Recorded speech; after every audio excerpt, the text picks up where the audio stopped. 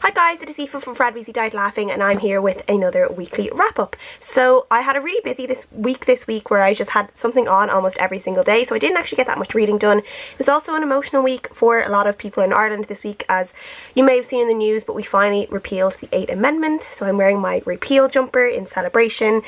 So now I am an Irish woman with full body autonomy for the first time in my life, and it feels great. So yeah, really positive step for Ireland and for Irish women and women's healthcare in Ireland, and yeah, absolutely delighted.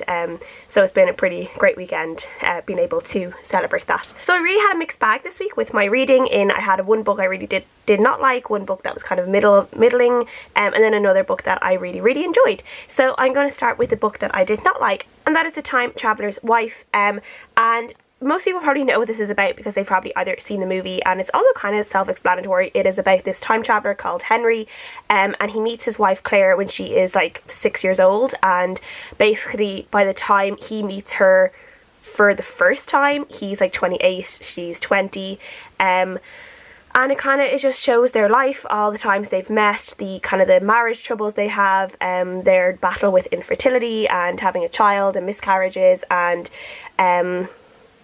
yeah, that's kind of what it's about. I didn't really like this book. I thought the writing in it was good. I enjoyed the writing style and I enjoyed the writing, but I actually have never read a book in a long time that's made me feel so uncomfortable. Like, first of all, like this girl, like it didn't actually happen. It didn't actually happen in the book, but I remember in the movie, there was one point I think they were fighting, and Claire's character turned around to Henry and she was like, I never had a choice about this. I never had a choice about loving you because, you know, you were everything for me, like, you know, until from the time I was small. And it's true. I mean, like, he is in like his late 30s or something, or his early 30s. She's 6 years old when they first meet. And you know, it kind of continues there where like she's a child and he keeps coming back to her and he becomes like her best friend, and then she knows that they're eventually going to end up together because he tells her, he's like, well, you're going to be my wife, you are the love of my life, I'm the love of your life, blah blah blah. So like she never really had a choice in loving him. It was always like she was told that's what she was going to do. She never seemed to have a choice in other matters.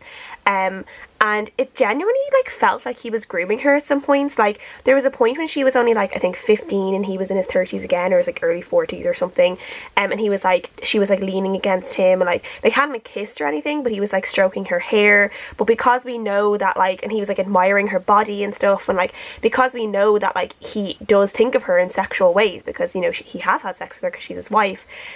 I don't know, it just made me feel really gross. There was something about it that just felt really gross. And she lost her virginity to him when she was 18 and he was like 43 or something, or 42. Like there was a massive age gap there, and I don't know, it just grossed me out a bit. Like yeah, there was just bits in it that I just really didn't like. And again, like, I feel like I kind of said it in my very brief Goodreads review that, like, this is called The Time Traveller's Wife, but this isn't really about Claire because Claire feels like such a paper-thin character. Like, we're just told about her, like, a lot of the time the way Henry thinks about her. Like, this book is mostly just about Henry and, like, what he thinks about Claire and what he thinks Claire should be doing. And I feel like the author tried to branch Claire out a little bit more, tried to flesh her out, like, she's an artist and, you know, this, that and the other, but she's just so blasé about, like, the way her life is, and I just felt it was really unrealistic. And again, like, it did almost feel like, you know, she had just been brainwashed into this life from the time she was younger. Like, she never had a choice, she never really argued against it or thought about, like, maybe like briefly when she was like 19 or something, she thought about being with another person, and then she was like apologizing to him for having sex with another person when she was like 19, when they weren't even like together properly. And I was just like, you aren't, like, no, like, she shouldn't apologize for that because, like,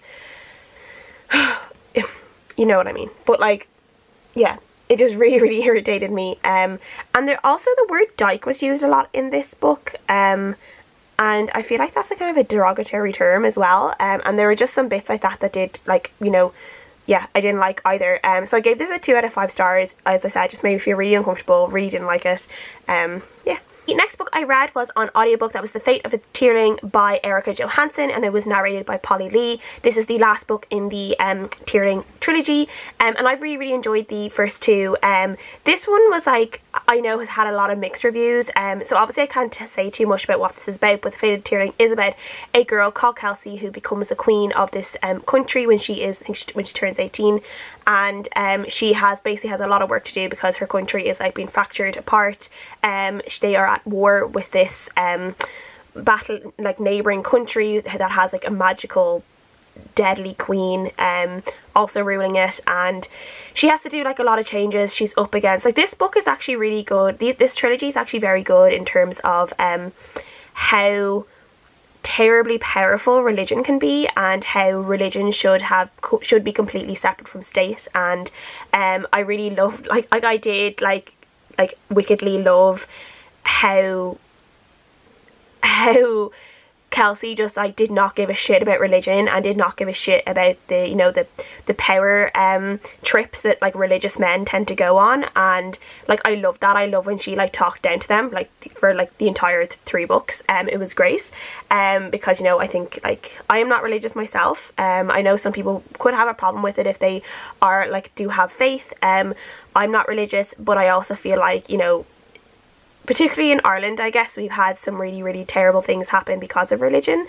And, you know, our country has been ruled for a while, and decisions have been made on religious basis that it shouldn't have been. So to see a book where like the main character is like, no, like feck off when it comes to religious decisions being made because of religion and stuff, I'm just like, yes. So yeah, the ending of this was really weird for me.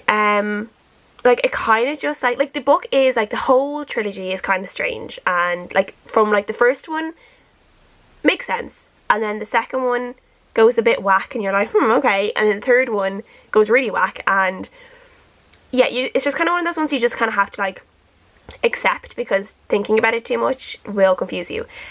So yeah, it did get a little bit strange for me, which is why I gave it a 3.5 stars instead of a 4 stars, because I thought the ending just got a little bit strange and didn't end on like a high note that I would have liked, though it didn't end as terribly as I thought it might. Because of some of the other mixed reviews I've seen, I was kind of dreading the end because I wasn't really sure what was going to happen, but it wasn't as bad as I thought it was going to be, but it definitely wasn't as like feel good as I thought it was going to be either. So yeah, 3.5 out of 5 stars. Last book I read was Furyborn by Claire Legrande, and this is a brand new YA fantasy. I think it literally just came out this week, and I got it from NetGalley. I've had it on my Kindle for so long, and I finally remembered to read it this week, and I'm really glad I did. This was really, really enjoyable. This is set in this world where there is this prophecy about these 2 queens that are going to arise. This world has basically, people can have these magical powers. They can have like fire powers, they can have shadow powers, wind powers, what else, sun powers, stuff like that. And there's a prophecy that there's going to be 2 queens, the Sun Queen, who is going to be a saviour, and the Blood Queen, who is going to be basically destroy the world. And there's also these angels that we know have been trapped for centuries behind this, some sort of gate. And we know the prophecy says that when the queens come, the angels are going to escape, and they're going to basically try and destroy the world.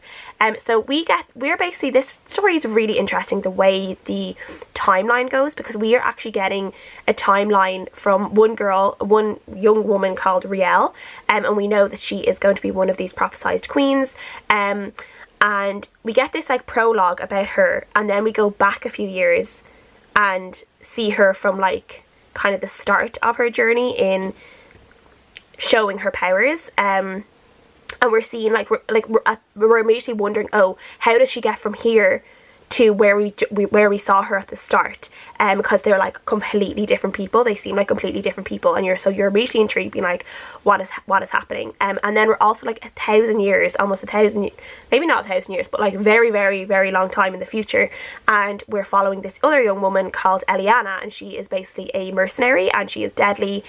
She kills people for the Emperor, and we're kind of figuring out what she has. Why is she connected to Riel? What is the connection between them? Why is she special? And we're going back and forth chapter by chapter between them. So we're also going like back and forth in timelines as well. And we're seeing how the world was at Riel and how different the world is now with Eliana. And And this was really, like, as I said, it was really interesting. I like the fact that we were getting these two timelines. Like, you can kind of figure out what is happening pretty quickly, to be fair. There's not like much, like, you know, really big kind of twisty moments in it, because it is kind of like, it is kind of in your face.